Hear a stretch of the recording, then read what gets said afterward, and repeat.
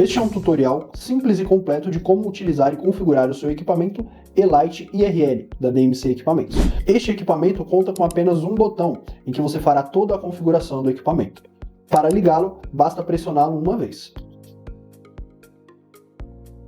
Primeira tela do equipamento, ele nos dá 3 informações: o nível de bateria no canto superior direito e a escolha de potência do equipamento. Potência total, para trabalhar com todos os diodos em 100 mW de potência, ou potência reduzida, para trabalhar com 50 mW de potência.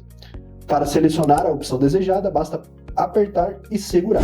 Na próxima tela, nós temos as opções dos comprimentos de onda. Neste equipamento, com laser infravermelho, laser vermelho ou os dois simultaneamente. Para selecionar a opção desejada, basta pressionar e segurar.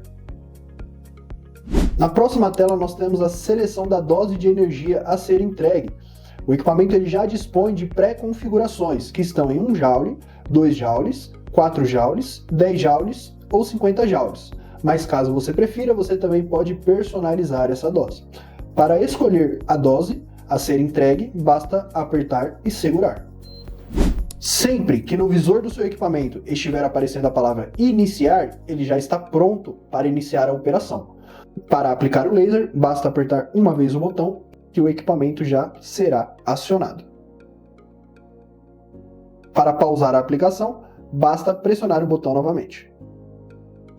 Para retornar à tela inicial do equipamento, basta pressionar e segurar o botão até que ele volte à tela inicial.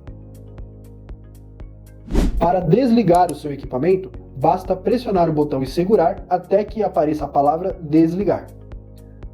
Quando aparecer, basta soltar o botão que o equipamento será desligado manualmente. Lembrando que após 1 minuto sem utilizar o seu equipamento, ele já irá desligar automaticamente.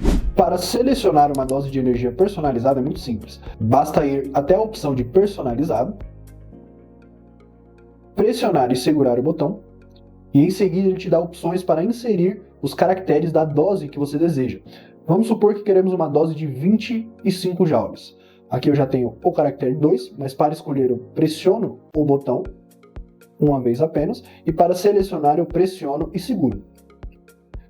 E da mesma forma o segundo algarismo, escolho o número desejado, pressiono e seguro. Pronto, eu já tenho a dose personalizada de energia para entregar ao meu paciente. Para escolher essa dose, eu pressiono e seguro mais uma vez, e veja que eu já tenho a opção de iniciar a aplicação com o meu equipamento.